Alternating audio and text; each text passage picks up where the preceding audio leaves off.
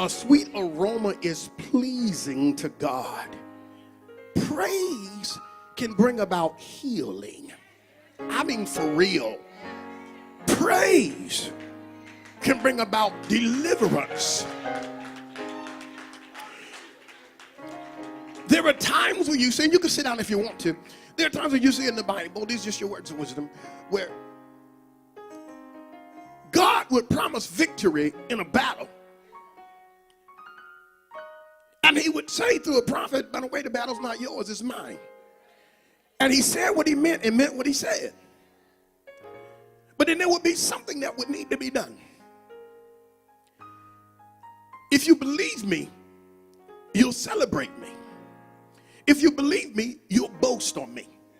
If you believe me, you'll brag about me. No, you will make such a noise that people will look at you, and some will say it don't take all that. Some will say, I don't know why they're doing that, because we get ready to go in there and turn things out. But let me tell you what praise. When your praise itself, when you're praising, you're boasting on Jesus. I want to help you. And what you're saying is, God, whatever you said, I know you're going to do it. Whatever you promised, I know you're going to perform it. Whatever you said you're going to make happen, I know you're going to make it happen. And so God hears the praise. And this is what I believe. And I bring my belief from what I see in the Bible. I'm talking about cause and effect today. Here is what I believe. This God inhabits. I've gone farther than just God coming on the inside of you. He's already there if you're a believer. But God comes between you and the problem. And then he tells you to see. I'm giving you the scripture. He tells you to see. Watch me fight. Watch El Gabor. Watch the champion warrior. Watch the Almighty. Watch what I do. I've seen it in his word. And so what happens is he says something, and then you begin to brag on him about what he said. Now here's the good part. When you do this, I believe with God it's sort of like this. I can't lie. It's definitely like that. I can't lie. And they're bragging about what I said I'm going to do. They believe it. They're bragging. So I refuse to make them ashamed. I'm about to do just what I said I was going to do. Oh, somebody to bless God. Somebody to bless God in here. Bless God in here.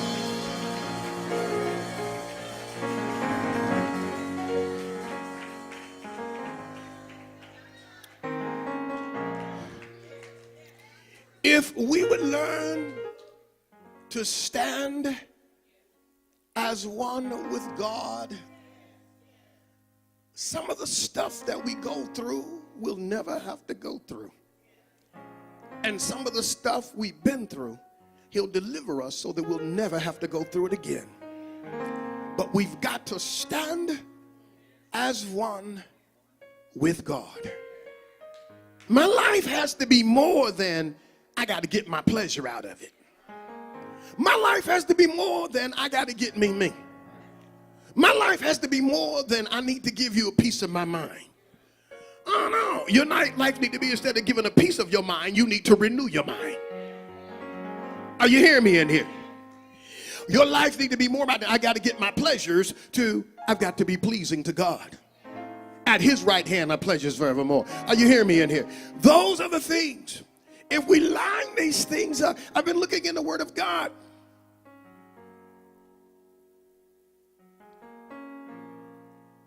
And I've been seeing some things where, we're in this world. We're going to go through some stuff. But we can go through a lot less if we do a lot less. And we can experience a lot more if we do a lot more. Put those in the right perspective, and you know what I'm talking about. When you get to Amos 3, let me know by saying I'm there. Now, in Amos 3, I believe I just want to, and you're going to be blessed tremendously. I believe I just want to read 3 verses in Amos 3. I'm sorry, I want to read 8 verses, excuse me. In looking at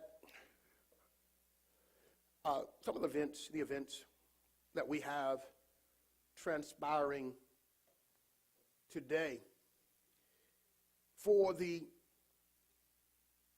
true biblical scholar is simply one who's a student of the Bible, one who's a pupil. I mean, you are a committed pupil with understanding, a scholar of the Bible. You can't help but have the Spirit of God bring to your memory, to your remembrance, things that he has spoken through his prophets and through his apostles. When we look at the events of today, it's important to go back to where a lot of people don't like to go because it's powerful and it's strong. And that would be the Old Testament. In the Old Testament, the Lord has much to say to the prophets, not only concerning Israel, but concerning the nations. And I would say that in 2017, the United States is a nation. Would you agree?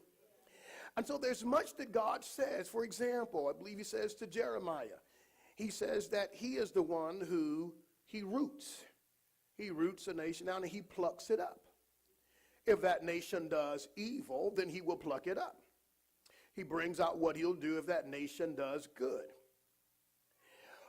One of the things that you will notice when it comes to the prophet of the Old Covenant, if you really study, once again, you're a student of the word, you're a scholar, you will find that their message was not readily accepted.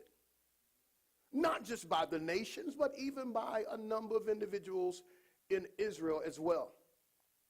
Amos, who was simply a sheep herder and one who farmed sycamore trees, was given a burden, his name meaning burden bearer, was given a burden by the Lord. I once heard a pastor say, well-known pastor say that God told him, don't ever call things a burden. His work is not a burden.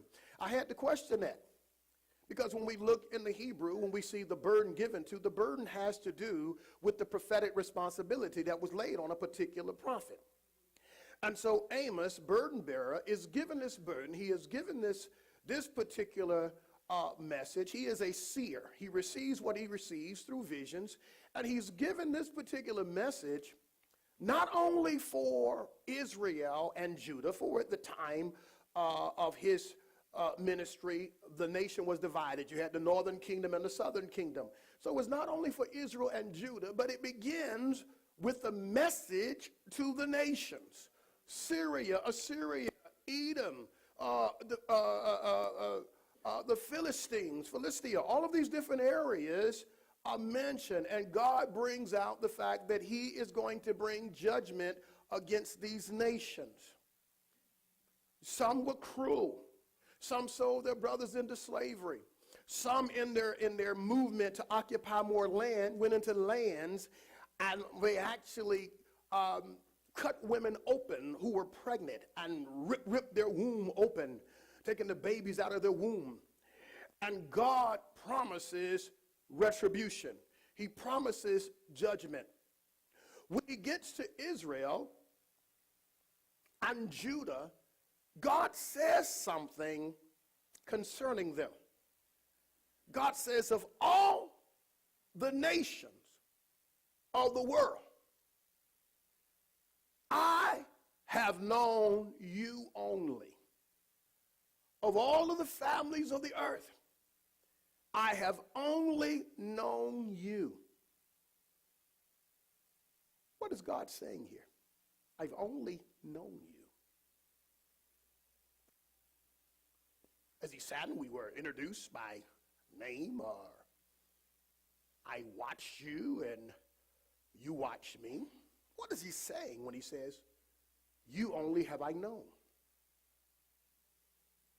I'm going to get into that particular area today. And when I do this, I want us to think about who we are. Because when you see what he's saying, you're going to see that today we have been grafted in. And there's the standards that God had for his people at that time. He has the same standard today.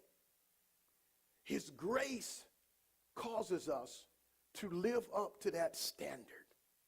His power working in us causes us to live up to that standard. The power of God causes us to be able to assimilate Christ in the realm of the earth. It causes us to be able to stand as one with God.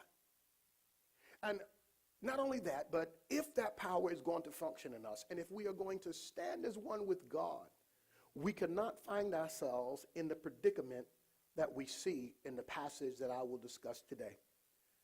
What God says, he makes it happen. Cause and effect. What God says, he makes it happen. Now, when we look into this and we've read it, what you're going to see is a series of rhetorical questions. And now to verse 6, the answer that's called for in those questions is no. The last two questions that you'll see when you get past verse 6 can be a yes or an of course. But what you see with all of those situations will be cause and effect. But I want to break this down, if I might. The first thing that God does is he speaks through the prophet. And what he is saying for the people is this.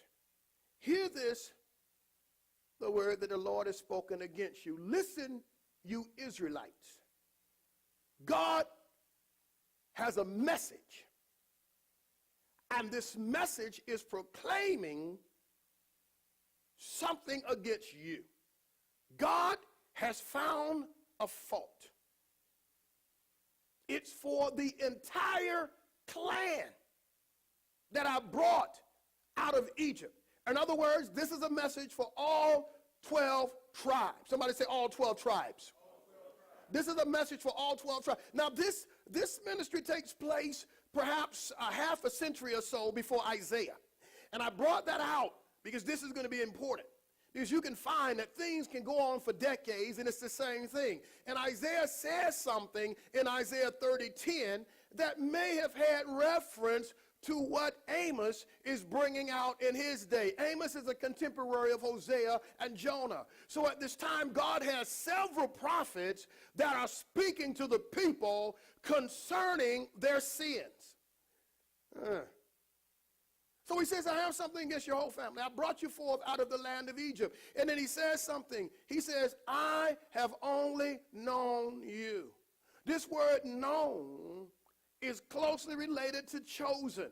So he's saying, I chose you. I chose you alone from all the clans of the earth. And because I chose you and you're doing what you're doing, I am going to punish you. I want you to write this down. Being chosen carries great responsibility. Being chosen carries great responsibility. Now, you're going to see this as we go. We use this next verse a lot, and that is this particular saying here. Can two walk together except they be agreed? We use this one a lot. Would you agree? Now, I want to take this so that you can understand this. This word agreed, as used in this particular verse, can two walk together? Agreed speaks of an appointment or by appointment to meet or to be summoned to a particular place, to assemble or to gather together. Now, who is this that's gathering together?